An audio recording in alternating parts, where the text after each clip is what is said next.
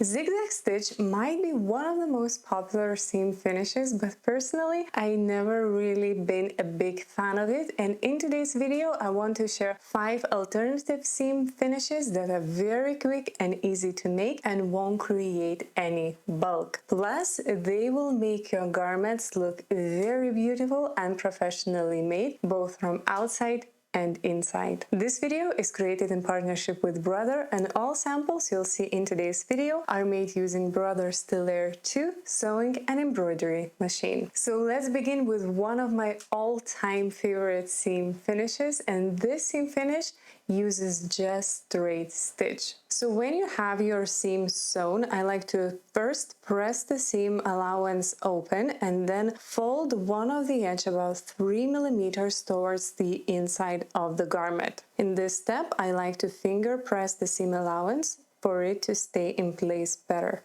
Then, using a straight stitch, simply follow an edge and sew about 1 millimeter from the fold. Sew both sides of seam allowance the same way, press, and this is it. You have created a beautiful seam finish. Now, because the raw seam allowance is folded towards the inside of the garment, it doesn't get direct contact when wearing, and because of that, the fabric will not fray as much. If you want, you can additionally trim down the folded seam allowance even more so that it doesn't fray at all. This particular seam finish really works great, especially on garments that have lots of straight seams. One thing to note about this particular technique, that when you're pressing from the right side of the garment, just make sure you're not pressing the seam allowance sides too harsh so that those folded edges do not appear on the right side of the garment. And the trick to do that would be to slip a piece of thicker paper underneath the seam allowance when pressing to avoid the visible lines of the seam allowance press on the garment outside. What I like most about this technique is that it creates such a beautiful finish, and it can be made on any sewing machine because it requires just straight stitch.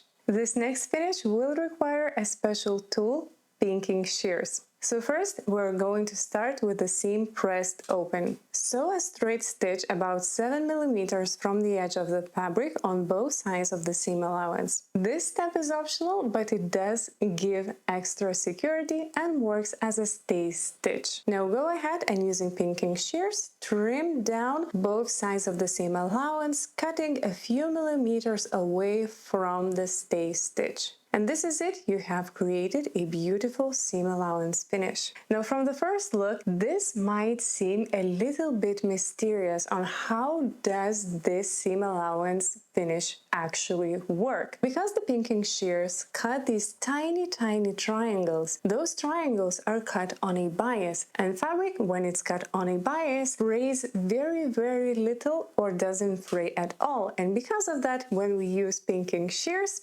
this is where the magic happens. We create those bias cut triangles and the fabric barely frays. This finish will work great if you're working with thicker fabrics or fabrics that do not fray a lot. This third finish is very beautiful, and it's a great alternative for a serger because it also can be used for knit fabrics, and it's using the overcast stitch. Now, currently, a lot of modern computerized sewing machines do come with a variety of overcast or overlock stitches available on sewing machine. You simply position the fabric underneath the presser foot so that when the needle hits the right side, it goes along the fabric edge. And this is it, you create a very beautiful and durable seam finish. Now, if I may give you one recommendation, for this particular stitch, I would recommend you getting an overcast presser foot. In Brother range, this foot is called presser foot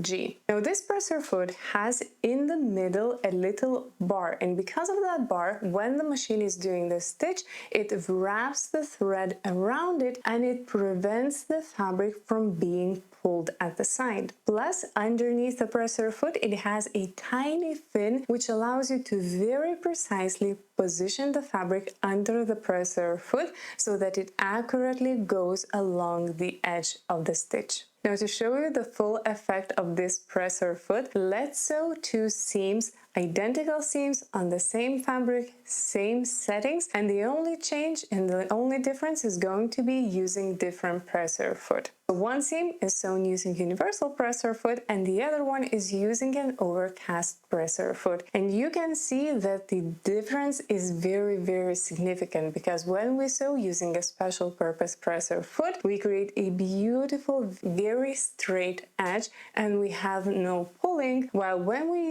use the same stitch when sewing with the universal presser foot, even though we are sewing the same fabric, we do have that pulled edge look, which doesn't really look that nice. So if you don't have a serger at home, overcast stitches are perfect substitute, and if you include this particular presser foot, you will get absolutely amazing results. If you enjoyed the video so far and you would like to learn more about sewing, I would like to invite you to join my free newsletter community. Every month I answer your sewing questions in my sewing Q&A email. Plus, currently I'm working on a few very interesting sewing projects that I'm sure you want to hear, and the newsletter subscribers will hear about them first. The newsletter is absolutely free, and if you're interested to join it, I will leave the link in the description box down below. This fourth seam finish will allow you to use those tons of decorative stitches that come with your computerized sewing machine. So in this way, let's look creative and choose one of the decorative stitches. In my case, I'm going to use the scallop edge stitch. Using the scallop edge stitch, I'm going to finish both sides of seam allowance using this stitch. After cutting out excess fabric, this is how this seam finish looks. Now this is very beautiful seam finish, and it will work perfectly for garments that do not have lining.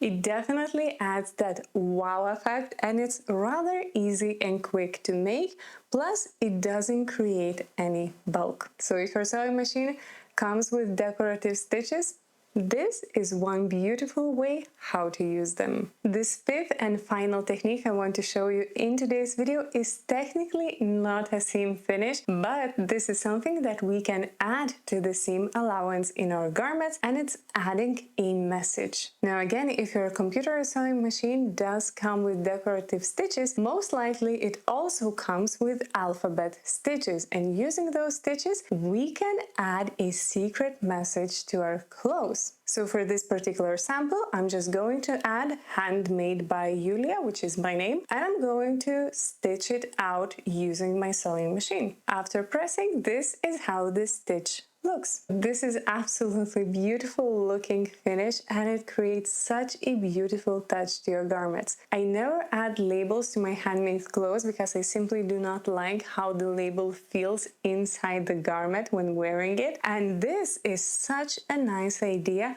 how to add some information on your clothes. So if you're making clothing for yourself, you can add a secret message, who made the garment or when the garment was made, or if you're making a garment or a gift for someone else, this is a really good idea how to add that personalized touch. So if your sewing machine comes with alphabet stitches, what a great idea how to use them. So here are all 5 seam finishes that I wanted to share today, and if you want to know what else you can do with your sewing machine, this is a very interesting video to watch next.